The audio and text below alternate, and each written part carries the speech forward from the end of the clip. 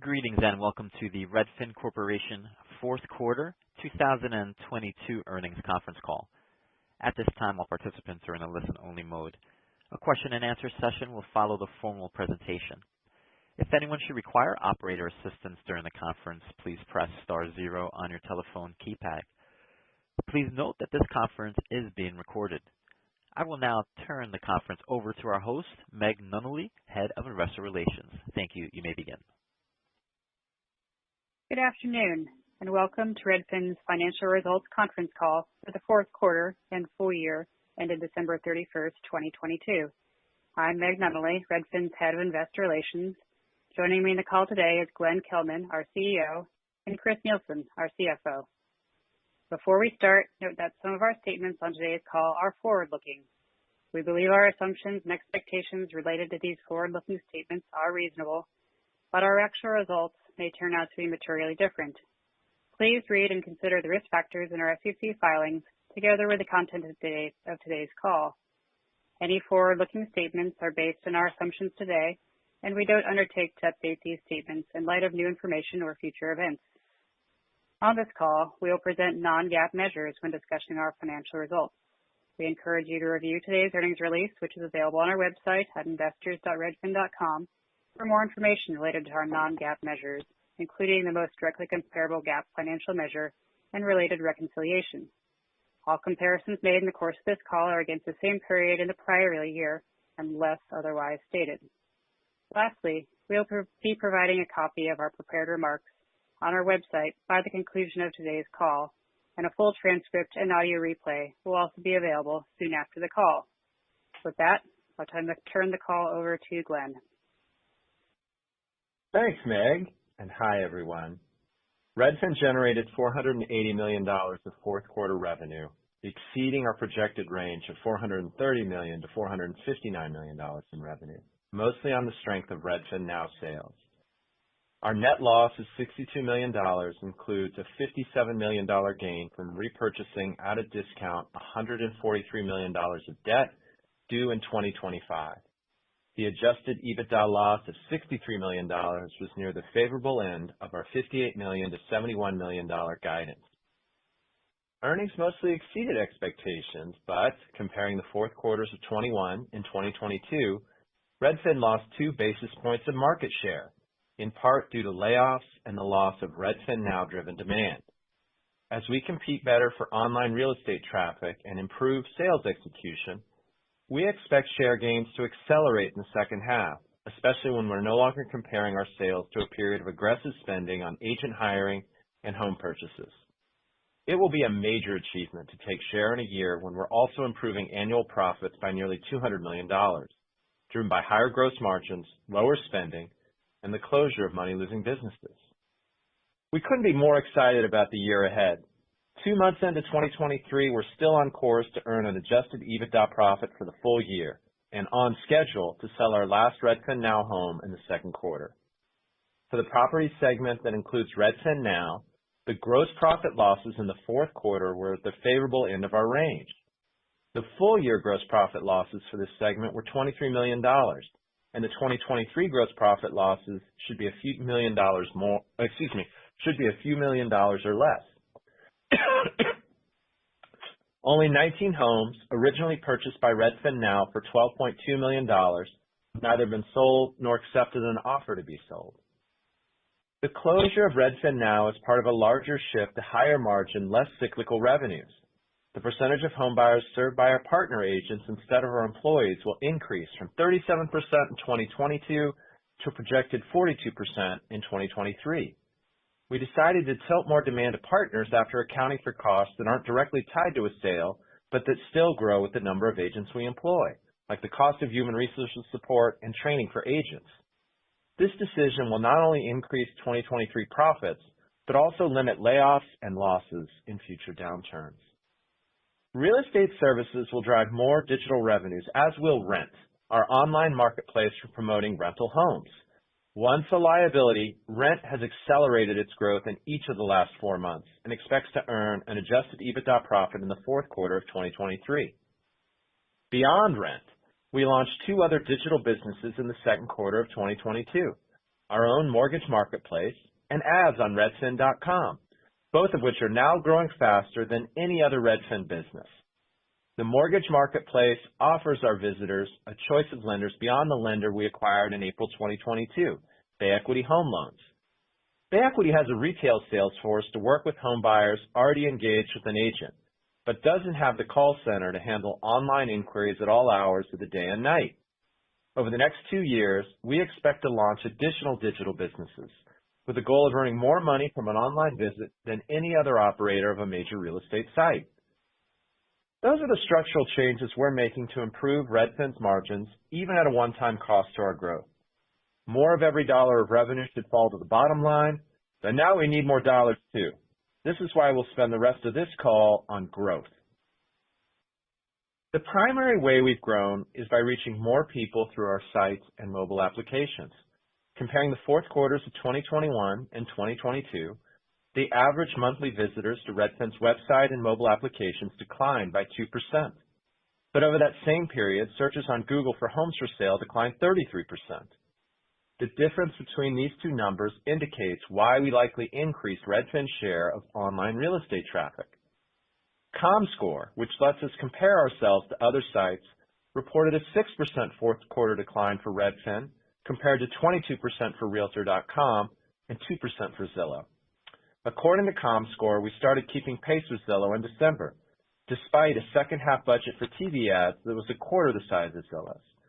To improve our long-term competitive position, we know we have to draw visitors away from all our major rivals, not just one, and we believe that we can.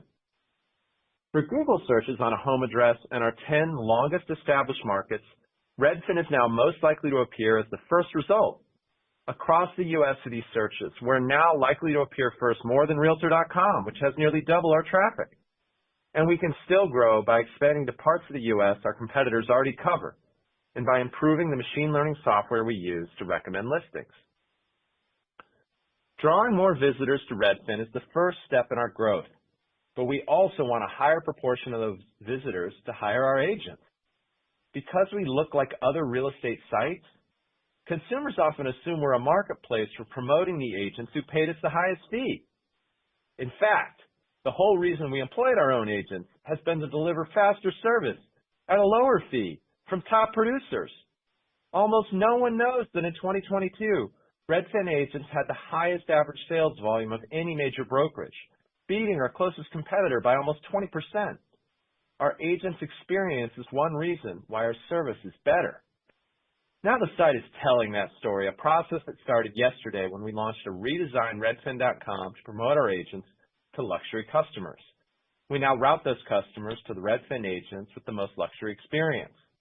The week before, we launched an ad campaign that explains why, for 7 years straight, we've sold homes for more money than traditional agents, because of our top producers, but also due to the extra exposure each listing gets on Redfin.com. In 2023, we expect to gain share not just due to more traffic and more customers from that traffic, but also by getting more sales from each customer through mortgage and title sales and, over time, repeat and referral transactions. Our goal is to develop the brokerage into a second engine of Redfin's growth, above and beyond our online presence. We have more room to grow as a brokerage than as a website. Nearly 20 years since online real estate portals first launched, about 95% of home buyers search for listings online. Just based on the sales claimed by Zillow and Redfin, it seems likely that only about 5% of home sales originate with people asking the agents on major real estate sites for service. These sites can always squeeze a bit more revenue from traffic gains, or by claiming a higher share of the commission from each referred sale. But if Redfin gives customers a reason to choose our own agents, building a brand for better service and value, that 5% of sales that start online can one day become 50%. Employing our own agents can increase consumer affinity for our service, but can also increase close rates. Our data indicates that the customers who asked us for service in the third quarter were less likely to go through with the purchase, whether with Redfin or with a competing broker. But of the Redfin customers we met in the third quarter of 2022 who ended up buying a home, A projected 35% will have stuck with a Redfin agent for the purchase, compared to 26% in the third quarter of 2021. This tells us that even though the market is down, our sales execution is up. Beyond better service for customers who come to us via redfin.com, our agents are also generating their own sales. 34% of fourth quarter sales came from repeat and referral customers compared to 32% a year earlier. Even here, a Redfin agent has a massive advantage over traditional agents, having met 100 to 200 customers via redfin.com each year, with each customer's contact information and online search activity tracked in our database. Whereas many traditional agents are canvassing every Tom, Dick, and Sally for a sale, our agent's customer network typically starts with the hundreds of buyers and sellers whom those agents met over the years through Redfin. More than ever, the agents Redfin employs today are capable of driving loyalty sales. One reason for our improved sales execution is an improvement in the quality of our sales force, which ended 2022 30% smaller than it was 9 months earlier. Back in March, 37% of our agents had less than 1 year of Redfin tenure, and only 29% had more than 3 years. Today, only 13% have less than a year of tenure, whereas 42% have 3 or more years under their belts. That sales team now includes not just agents, but also loan officers. After all, one rationale for serving the customer ourselves is more follow-on mortgage and title sales, with all of our services working together to make a customer's move easier and less expensive. As in the third quarter, 17% of our brokerage's fourth quarter home buying customers borrowed money from Bay Equity Home Loans. The pre-acquisition high was 8%. After our January company kickoff got each region's agents and lenders in the same room for the first time, that number surged to a projected 21% for this February. From the fourth quarters of 2021 to 2022, the percentage of eligible brokerage customers who used our title service, Title Forward, also increased from 12% to 44%. Lending and title margins improved in the fourth quarter, a trend likely to continue through 2023. As the lending industry completes its adjustment to lower volume, price competition may ease. And as the housing market recovers, our brokerage, lending, and title businesses will be well positioned for growth. Our rent business, by contrast, has already benefited from rising apartment vacancies in the second half of 2022, and it's growing revenue now. This is a dazzling turnaround for a business acquired out of bankruptcy in April 2021, whose new CEO didn't start until August of that year. Net bookings, a measure of the annualized revenue rent added through sales to new customers less the annualized revenue lost from departing customers, nearly doubled quarter to quarter, from $5 million in the third quarter to $10 million in the fourth quarter. In every quarter of 2021, net bookings have been negative $4 million to $5 million, and were barely positive in the first half of 2022. Rent's fourth quarter revenue grew year over year for the first time since 2017 by 5%. Compared to the third quarter of 2022, fourth quarter revenue grew 6%. We expect Rent's revenue gains to accelerate on the strength of new products, a January 2023 price increase, and improved sales productivity, which has more than tripled since the summer of 2021. In support of the price increase, Redfin.com's integration of Rent's listings has generated more demand for Rent's property management customers. In June, Redfin.com added 12% of rental visits above and beyond the visits to Rent's site. In the fourth quarter, this contribution grew to 18%. Rent also launched a $3 million fourth quarter mass media campaign, offsetting some of the money we saved from the departure of Rent employees. We felt careful about investing in a second brand, but the appeal of a self-explanatory 4-letter domain was so powerful that we had to give it a shot. We'll carefully evaluate the return on this advertising investment and run the business to generate adjusted EBITDA in the fourth quarter under a variety of market conditions. The success we've had so far is a tribute to the leadership of Rent's CEO, John Ziegler, and his whole team. Now, before turning the call over to Chris, let's discuss the housing market. On March 15, 2022, we were one of the first to state publicly that the market was cresting and that, quote, It was crazy for demand to be so strong in the midst of war, market volatility, and inflation. By May, the market began its first sustained decline since the great financial crisis. 10 months later, on January 25th of this year, we said that housing in January had been stronger than anyone could have hoped, and that the market, while, quote, fragile, was, quote, recovering. We cautioned that the recovery could, quote, be cut short by a rate hike. By the end of that week, the National Association of Realtors reported that a seasonally adjusted index of pending home sales had improved 2.5% in December, a result surprising to many after 6 straight months of declines. But in February, the market got another jolt. First from last week's record low unemployment data, and then from this week's report of persistent inflation and strong retail sales. Mortgage rates had fallen from 7.3% in November to 6% in early February, then climbed above 6.7% yesterday on the news. Unsurprisingly, Redfin's February demand is still better than it was in November, even after accounting for the season, but worse than it was in January.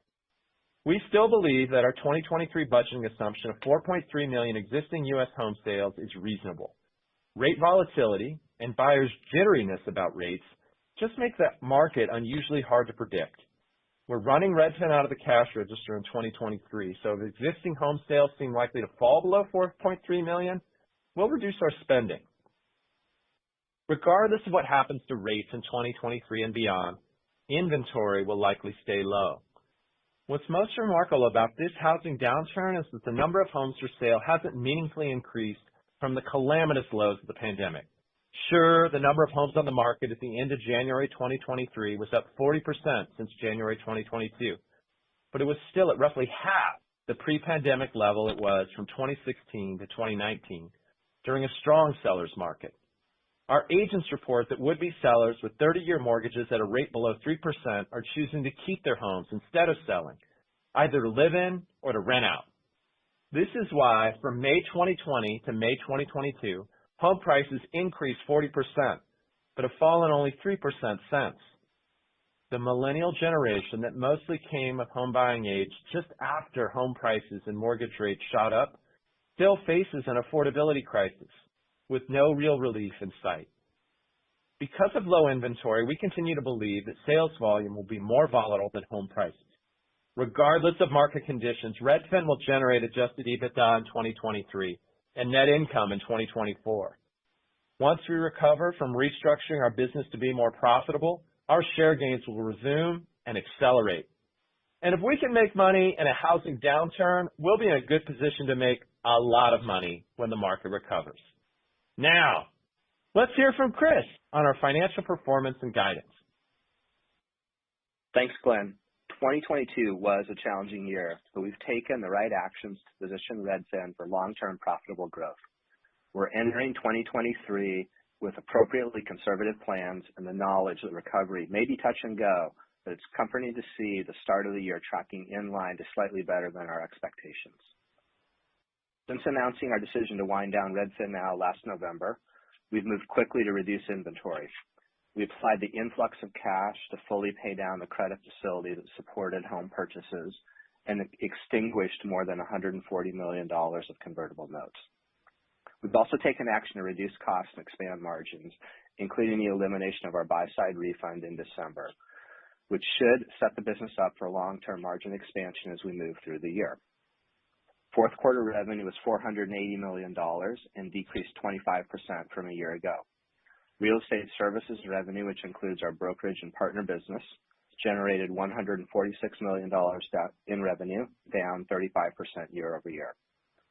Brokerage revenue, or revenue from home sales closed by our own agents, decreased 34% on a 34% decrease in brokerage transactions. Revenue from our partners decreased 45% on a 40% decrease in transactions and mix shift to lower value houses. Real estate services revenue per transaction increased 1% year over year.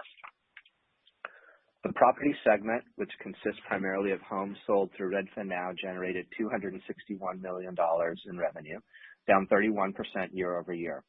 Revenue for this segment will be de minimis once the wind down is complete. The strong fourth quarter revenue for this segment is indicative of the quick action we've taken to reduce inventory. Our rentals business generated $41 million in revenue, up 5% from a year ago. As Glenn highlighted, this is the first quarter of year-over-year revenue growth for the business since 2017. Our mortgage segment generated $28 million in revenue compared to $4 million in revenue in the prior year. This increase was due to the acquisition of Bay Equity, which occurred last April. This result was slightly below our guidance range of $29 million to $32 million, with lower than expected volume over the last few weeks of the year impacting locked loans. Finally, our other segment, which includes title and other services, contributed revenue of $6 million, an increase of 89%, or $3 million year over year. The increase primarily was attributable to a $2 million increase from our title business and a $1 million increase from display ad revenue. As Glenn mentioned, growing high margin digital revenue is an important priority, and we're just getting started. Total gross profit was $37 million, down 65% year over year, with total gross margin of 7.8%. Total operating expenses were $156 million, up $23 million year over year. Restructuring expenses contributed $22 million, and Bay Equity, which we acquired in April, contributed $9 million. Excluding these increases, operating expenses decreased by $8 million year over year. Technology and development expenses increased by $3 million as compared with the same period in 2021. The increase was primarily attributable to a $2 million increase in online services, removing more of our technology infrastructure to cloud services.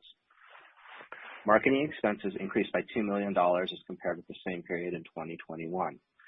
The increase was primarily attributable to a $1 million increase from Bay Equity and higher marketing expenses for our rentals business. General and administrative expenses decreased by $4 million as compared to the same period in 2021. Bay Equity added $8 million to these costs. Excluding Bay Equity, general and administrative expenses declined by $12 million, driven by $7 million decrease in personnel costs. Turning to segment level profitability, real estate services gross margin was 18.0%, down 1,550 basis points year over year. This was driven by a 1,170 basis point increase in personnel costs and transaction bonuses. Total net loss for real estate services was $28 million, down from a net income of $19 million in the prior year. The decrease is primarily attributable to lower revenue and gross margins as the housing market slowed, partially offset by a $3 million year-over-year decrease in operating expenses. Properties gross margin was negative 7.0%, down from a positive 1.1% in the prior year. Margin compression was driven by an 820 basis point increase in home purchase costs and related capitalized improvements as we sold through homes purchased earlier in the year. Gross profit losses were $18 million towards the better end of our $21 million to $17 million loss guidance range. Total net loss for properties was $26 million. Rentals gross margin was 76.4%, down 620 basis points year over year. Margin compression was driven by a 460 basis point increase in marketing as well as product mix shifts. Total net loss for rentals is $22 million, down from a net loss of $14 million in the prior year. The increased loss is primarily attributable to lower gross margins and higher marketing operating expense, including the mass media campaign Glenn mentioned earlier. Mortgage gross margin was negative 8.9%, down from a positive 9.7% in the third quarter. Margin compression was driven by pricing competition across the mortgage industry as lenders grappled with rising interest rates and excess capacity. Total net loss for mortgage was $12.3 million. Other segment gross margin was 7.4%, an improvement from the negative 17.7% 1 year ago. Total net loss was $1 million compared to a net loss of $2.5 million in the prior year. Net loss was $62 million compared to a loss of $27 million in the prior year. While the year-over-year decrease in operational losses was wider, the drop in net income was comparatively smaller due to a $57 million gain on extinguishment of notes as well as $4.5 million higher interest income that benefited the quarter. Diluted loss per share attributable to common stock was 57 cents, compared with diluted loss per share attributable to common stock of 27 cents per share 1 year ago.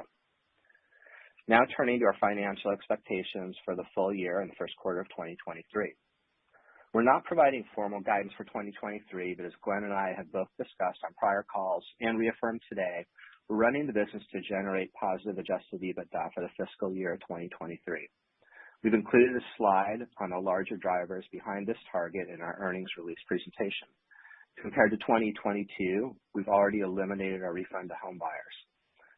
This will add $1,000 to the revenue and gross profit of each brokerage transaction. We'll get another 500 basis points of gross margin improvement from the staffing changes that we made in 2022. Closing Redfin now saves $20 million in gross profit losses. Even with adding Bay Equity for a full year, the actions we've already taken will lower full year operating expenses by $25 million. That work is all done, and we expect more than $40 million in adjusted EBITDA improvements from momentum in our rentals and mortgage businesses. Turning to our expectations for the first quarter of 2023, we expect consolidated revenue between $307 million and $324 million, representing a year-over-year decline between 49% and 46%. We expect our real estate services segment to account for $122 million to $130 million of that revenue, representing a year-over-year decline between 31% and 27%. Properties revenue is expected to be between $108 million and $113 million as we sell through most of the remaining inventory. Rentals revenue is expected to be between $41 million and $42 million, representing a year-over-year increase between 9% and 12%. Mortgage revenue is expected to be between $29 million and $32 million. Turning to segment gross profit. We expect real estate services gross margins to be flat to slightly down year over year. Headwinds to real estate services gross margins in the first quarter included about 100 basis points from an in-person company kickoff event that we did not have in the prior year due to COVID and will not repeat in 2024. That event also added about $8 million to our first quarter G&A expenses. Turning to properties, we expect gross profit to be slightly negative to near break even for the first quarter. For mortgage, we expect first quarter gross margins to return to positive territory. Total net loss is expected to be between $116 million and $105 million.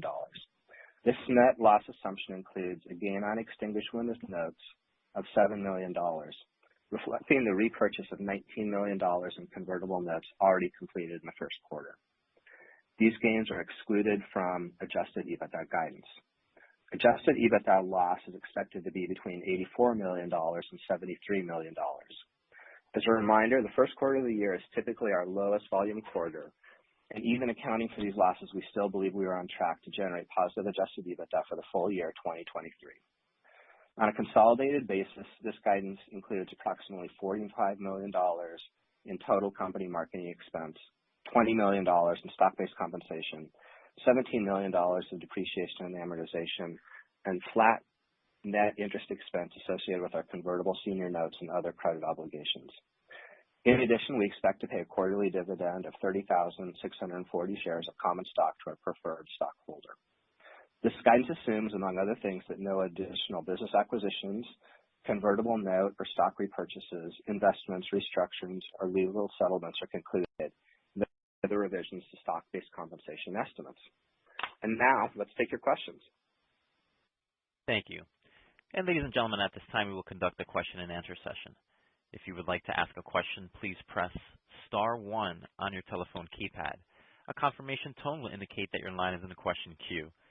You may press star two if you would like to remove your question from the queue. For participants using speaker equipment, it may be necessary to pick up your handset before pressing the star keys. Our first question comes from Ryan McKeveny with Zelman & Associates. Please state your question. Hey, thank you very much. Chris, I think you might have hit on this a bit within the guidance commentary, but I just wanted to touch base on it. The brokerage revenue per transaction and kind of squaring that with the gross margin. So I guess as we think about the moving pieces to the revenue per transaction, I guess it's, home prices mix, but then on the other side you have the buy-side refund coming out, which I guess all else equal would benefit that. So can you maybe just give a little more detail on, how those various factors are flowing into the revenue per transaction, and as we look forward, maybe how you would expect that to trend into 2023? Sure. So the note that we provided here is that we're expecting about $1,000 revenue per brokerage transaction increase as compared with 2022. That takes into account the factors that you just mentioned, where we will be and have eliminated the home buyer refund. It also takes into account the relative mix of home buyer and home seller transactions, plus various other market mix things, including the geographies across the U.S. So, that's a round figure, obviously, but that's the right perspective on how to think about that combination of things as it relates to revenue per brokerage transaction. Okay, perfect. That's very helpful. And Glenn, I guess just from a data and kind of market trends perspective, obviously you always have really good insights. And I guess if we think about the West Coast, California, Seattle, some of the markets where market share-wise, you guys are fairly large. Any updates? I understand the general commentary you provided on January and February, but I guess specific to the West Coast, anything you would call out about what you're seeing within those markets? And I ask because I assume, data-wise for the industry, excuse me, it would certainly seem that the declines in transaction activity was much steeper, especially in the back half of 22, which, given your footprint, I think was probably an incremental headwind that you guys faced. So, any thoughts you can share on kind of current thinking within the West Coast markets, and would you expect some of the industry headwind from the mix to eventually potentially become a tailwind if those markets start to improve? Well, it's a tale of two markets. So Seattle is actually doing significantly better. It may be related to the fact that Seattle doesn't have an income tax, so people are still migrating to Washington State.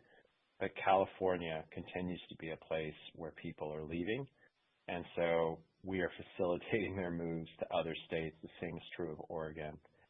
Our geographic concentration has been an issue that we've worked on both through the two layoffs that we had last year and on a go-forward basis. When we do hire someone, it's going to be in states like Texas, Georgia, and Florida. Got it. Very helpful. Thank you. Thank you. Our next question comes from Tom White with D.A. Davidson. Please state your question. Great. Thanks for taking my question. Glenn, your commentary about sort of leaning more into your, partner network of brokerages, would you characterize that as sort of like a temporary shift as you guys kind of try and batten down the hatches and move towards profitability, or is it more of a kind of permanent change in your thinking? And if it's temporary, just curious whether you guys are kind of taking any added steps, to make sure that these partners are, providing the service levels that you want, or, I don't know, maybe there's anything you would do to get them to, offer Redfin like pricing, and how you think about, the trade-off between this partner experience for the customers and kind of the Redfin brand. Great question. So it is a durable but modest shift. So going through this near-death experience of trading at $3 or $4 a share made us examine every cost associated with employing agents and comparing that to the gross profits we get from partner agents. And we do think that over time, modestly shifting demand to partner agents will lead to more gross profit and overall profit. But having said that, Ryan Sudeck is a new executive at Redfin. He's been at the company a long time, previously in business development. He's running our partner network, and we are different than most of the lead generation sites. We don't sell leads to real estate agents and are indifferent financially to the outcome. We depend on those agents to close sales. So culling the herd, making sure that partner agents deliver fantastic service is not only important to the mission of the company, but it's very financially important to us. One headwind on taking share in 2023 is just that partners have lower close rates than our employees, and that is so significant that it's hard sometimes for us to give a customer to a partner, even though the partner will generate more gross profit. So even though we are responding to that financial reality, really it's a customer service challenge to make sure that the partner is delivering service that we're proud of. So we're going to be sending more demand to the best partners, asking the worst partners to leave our site, and also building technology to make the handoff between the customer and the partner more seamless. It'll never be as good as it is with our employees because the employees are augmented by a network of contractors to offer on-demand service 24/7, but it can get better with technology and through better curation of the agents. Great, thanks. That's helpful. Quick follow-up. Is there a way for you guys to participate in ancillary kind of revenue streams on those partner transactions?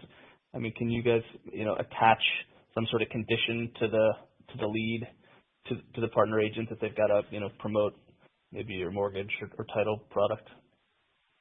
Well, we have to be careful about that because we don't want to break the law, but we can certainly encourage our partners to recommend Bay Equity because it offers the best service at an incredible rate. We can also take some of the real estate agents who have been served by Bay Equity, traditional agents at RE/MAX or Keller Williams or some other brokerage, and bring them into our partner program so that they're partners not only with our mortgage business, but with our website, and that will naturally drive attach rate. We've certainly seen that other websites don't employ agents or really trying to drive attach rate even when those agents don't work for them. And we're obviously limited by the margin we want to make on the mortgage, but we think we can do better there. Our first priority is going to be doing really well with the employees, but our second is driving it through the partners. It's a great strategic front. Great. Thanks very much. Very helpful. Our next question comes from Ygal Arounian with Citigroup. Please state your question. Hey, good afternoon, guys. I want to expand on that last point for a little bit more because it feels like a pretty big shift in your view and philosophy. And, Glenn, I think in the past what you've said is that even if it's at a lower gross margin percentage, to do it yourself within your brokerage, the overall gross profit dollars are better and higher. And it sounds like you're at least changing your view on that. So maybe as you kind of dug into, at $3, when your stock's at $3 and you dug into all this, what changed in your view here, and what did you uncover that made you kind of push in this direction a little bit more? Well, first of all, I don't want to be defensive at all, Ygal, but we haven't shifted. Sorry, there's an echo on the phone, but we haven't shifted our view that we're trying to maximize gross profit dollars. If we were trying to maximize gross margin, we would be just a pure website. But we're running the business to generate as many dollars of profit as we possibly can.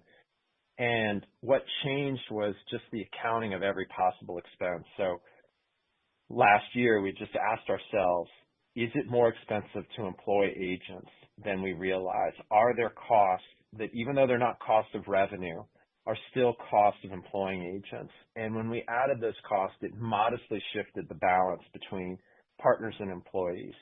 Sometimes we put our thumb on the scale in favor of the employees because when we build a customer relationship with someone, we get follow-on sales through repeat and referral transactions that also higher mortgage and title attach rates.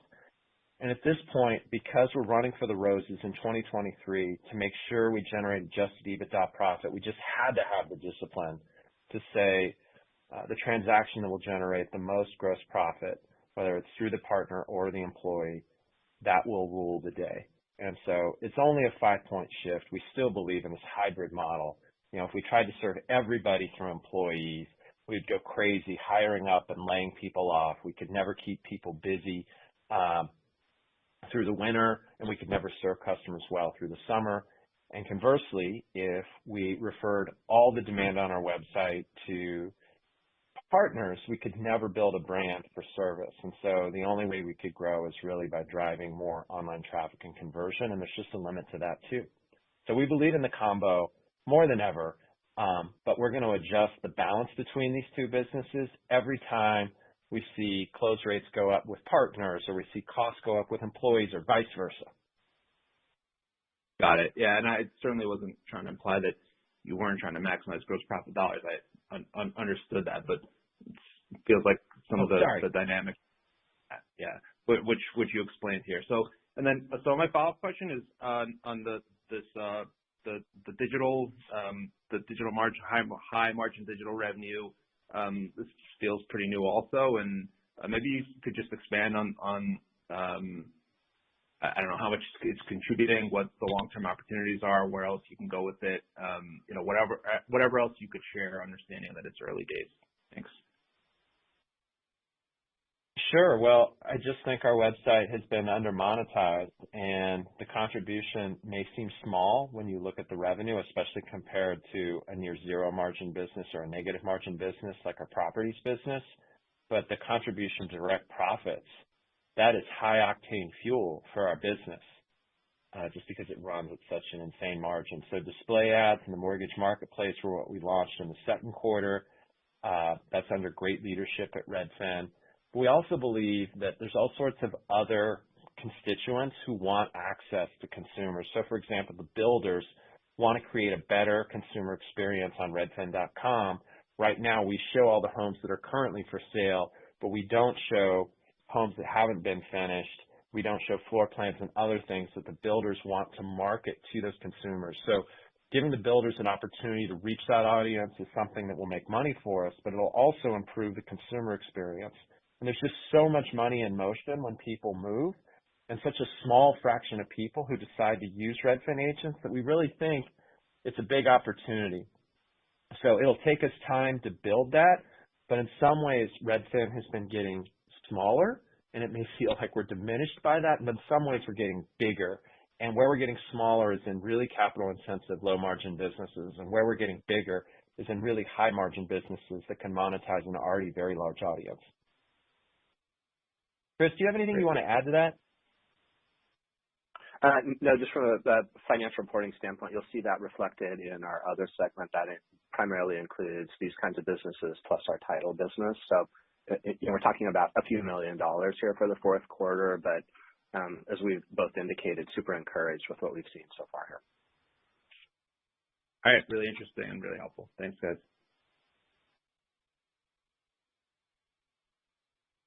Thank you. Our next question comes from John Campbell with Stephens. Please state your question. Hey guys, good afternoon. Thanks for taking my questions. On the EBITDA inflection goal for this year, I appreciate you guys providing that bridge in the investor deck. That's super helpful. It's actually a question I had kind of queued up for you guys. You beat me to the punch, but it seems like a bulk of those kind of profit drivers you've outlined are basically a given. You know, it sounds like you've already actioned most of that, obviously. Could you maybe talk to what you're foreseeing as the variable or kind of macro influence components? I'm thinking the $40 million in business momentum, and then maybe to an extent the 500 bips of real estate gross margin expansion. Sure. So you're right. Most of these programs, most of these changes are already underway. Just using the example of the 500 basis point improvement in real estate services gross margin, that's because we believe we've staffed the business to be consistent with the kind of demand that we'll see during the course of the year. If we see more demand than that or less than demand than that, we may need to adjust our staffing levels, but we believe that we're set up to be a good match with the kinds of volumes that we're going to expect through the course of the year. It's really the same thing on the additional adjusted EBITDA from the rentals business and the mortgage business. But I think just the one extra comment that I'd provide here is that while many of these actions have already been taken, we also will continue to pay attention to the demand side of things. If it turns out that demand is different from what we've expected, we know that we can make changes elsewhere in the business to get back to that goal.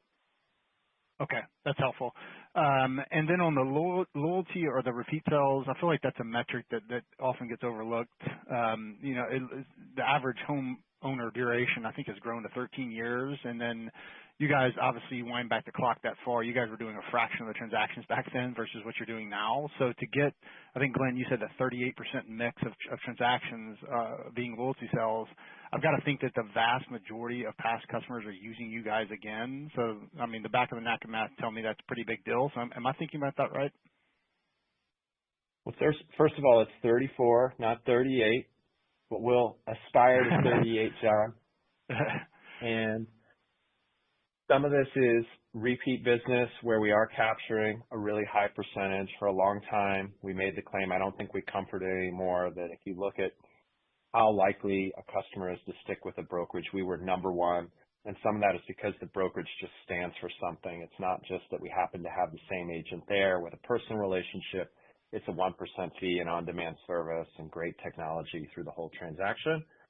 But some of this is just referral. At some level, the goal of the website is to light the log, but not to be the log itself. We wanted to put map-based search online so that we could tell the world there's a better way to buy and sell houses. But if we only grow in line with traffic, that means the rest of the world doesn't believe that.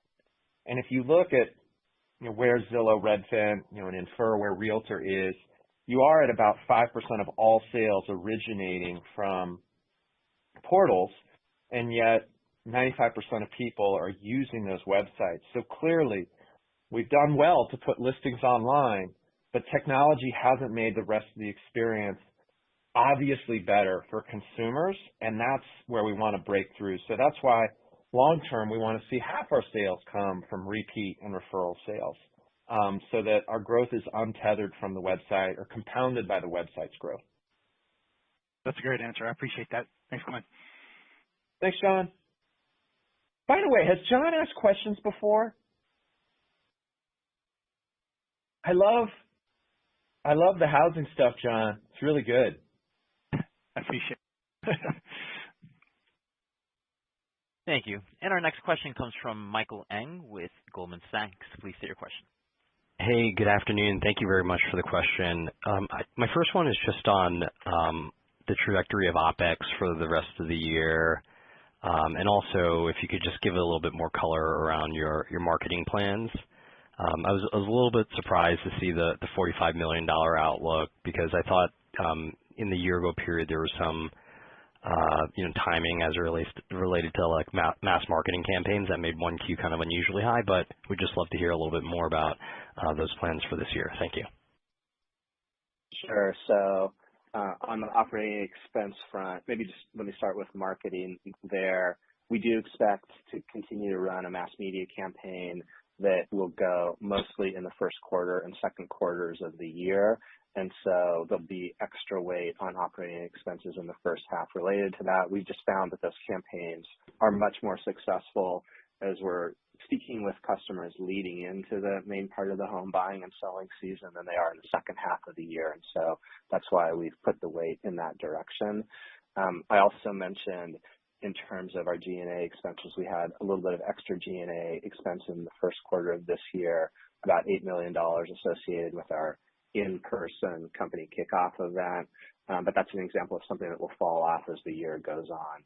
But it's probably those two dynamics that are most important in terms of the trajectory of operating expenses during the course of the year, that once we get into the second half, things should be pretty much level quarter to quarter, because we will have gotten past those big marketing expenses and some of the unusual first quarter things. Excellent. And Thank can you. I just speak, Michael? Can I just Yes, please. speak to the higher level thinking around our allocation of capital? We sucked it up and cut costs on software for our real estate agents because that work is principally done. But the goose that lays the golden egg, investing in the listing search capability to drive more traffic, and then in media to build our brand, that's the one place where we really suffered because we want to keep the top line moving. And so, we definitely have heard that other companies are leaning in and spending more. We're trying to have the best of both worlds, where we spend more in the areas that'll really drive growth and we spend less everywhere else. Excellent. Thank you very much, Glenn and Chris. I appreciate the thoughts. Thank you, Michael. Thank you. And a reminder to the audience, to ask a question, press star 1 on your phone. Press star 2 on your phone to remove yourself from the queue. Our next question comes from Jay McCanless with Wedbush. Please state your question. Hey, good afternoon. Thanks for taking my questions. The first one I had, in what you're talking about with building out the call center for the mortgage operation, that's typically a higher cost, ongoing cost type of operation, I guess. Could you talk about the development of that with the goal also of being EBITDA positive by year end? Sure. Well, I think I misspoke because in the call, in the prepared remarks, I was trying to say that we don't have a call center, and instead we're going to refer people who come straight from our website, typically looking to refinance a loan, to a lender that does have a call center. So rather than building out our own call center for Bay Equity home loans, we're going to build a digital mortgage marketplace. In fact, we've already built that to refer those consumers to other lenders. I was just explaining the rationale. There are some customers we want to serve directly. Mostly those are people working with our real estate agents who are well qualified, who want a local lender employed by Bay Equity. And then there's these other folks on our website who at 1 a.m. say, I want a quote, and it's better to send them to a lender like Rocket. Okay, good. But we're not going to build a call center in 2023 for lending. Good. Thank you for clarifying that. The second question I had, the EBITDA loss that you guys are projecting was about double what I think consensus and we were looking for. Is that going to be more gross margin or cost of goods sold weighted this quarter because of selling through the remainder of the homes and properties, or just a little heavier OPEX, what you were talking about earlier with the in-person event and the higher marketing spend? How should we balance that out? Yeah, we do expect to have some gross profit losses associated with selling through the remaining inventory, but I think mostly what you're seeing and the information we were trying to provide was just to give you a little bit of a shape of the year in terms of operating expenses and where we expect to see gross margin improvement during the course of the year. And so I think that's the best way to think through it. Maybe just one other comment, which is, from our standpoint, this is pretty typical in terms of the way the year plays out, which is we incur the highest expenses as we're advertising to bring customers into the market for the year and have the lowest closes in the first quarter. And then that pays off as we get into the heart of the buying and selling season. And just one other, if I could sneak it in, maybe any quantification of business trends. I believe you said it was down in February versus January. Any quantification or additional color you could give on what type of declines you're seeing? Well, I think it's fair to say that we were down 30+% year on year in November in terms of people asking to tour homes, coming forward to write offers. And then in January, that year-over-year drop narrowed to high teens, low 20s. And in February, it's solidly in the 20s. So it's not calamitous. And actually, if you look at booked offers, where you're just focusing on how many people wrote an offer and got it accepted, that year-over-year drop has just narrowed steadily from November to now. But that's usually a byproduct of rate increases. So the people who made an offer in the last couple of weeks, who'd locked the loan 3 or 4 weeks ago, there's no way they're not going to go through with it because they got access to a 6% loan when rates popped back up to 6.75. I think tours is a better leading indicator. And so going from the 30s down to the high teens into the low 20s, year-over-year drop is what we're seeing. And I wouldn't be worried that it's a drop just generally because those pandemic highs were unsustainable. What we're really looking to do is get better than we were in November. That sounds great. Thanks for taking my question. Thank you. Our next question comes from John Colantuoni with Jefferies. Please state your question. Hi, this is Chris Suchecki on for John. Thank you for taking my question. Can you just walk us through some incremental detail on how the Bay Equity integration has kind of progressed throughout the quarter? And then another one on kind of mortgage attach rates. I'm just kind of curious what drove the acceleration between the end of the quarter and what you were seeing in February, and kind of any levers you think you have to drive that higher into 23. Thank you. Why don't I start? And Chris, if you have anything to add, you should finish. I think part of it is that it just takes time to build relationships between loan officers and real estate agents. And one of the signal events for doing that was the sales kickoff, which added $8 million to our Q1 expense. But getting the lenders and the agents in one room and just making sure everybody understands that when we work together, we can deliver more value to the customer and a better customer experience was probably what drove this uptick in attach rate. There's also been some online marketing where when we sign someone up for a home tour off our website, the website says, if you need to figure out what you can afford, we can connect you with a lender. We've been surprised at how many people said, sure. We thought that there wouldn't be much uptake on that. Bay Equity really wanted it. And I said, fine, we'll give it to them, but it's not going to do much. It has. It's only been a few days since it went nationwide, but in the pilot, the end of Q4 and the first weeks of January, it was really good. So we've been really encouraged about it. I think also they just really are delivering great service. You know, we've gotten our agents to use Title Forward at a point when it wasn't delivering great service, and that just comes back in your face. But in this case, it's compounding in a positive direction because an agent sends one customer over there, the customer has a great experience, and then we do more. What we're really proud of is that, 21% for February, that's not in a pilot market. That's not in one place. It's everywhere that Bay Equity operates. And so we think it's a sustainable, durable result. Chris, do you have anything to add? I don't. You hit the main points. Great. Thank you both. Thank you. And there are no further questions at this time. So I'll now turn the call back over to Meg Nunnally for closing remarks. Thanks, everyone, for joining the call today. We can go ahead and wrap up now. Thank you. This concludes today's conference. All parties may disconnect. Have a great day.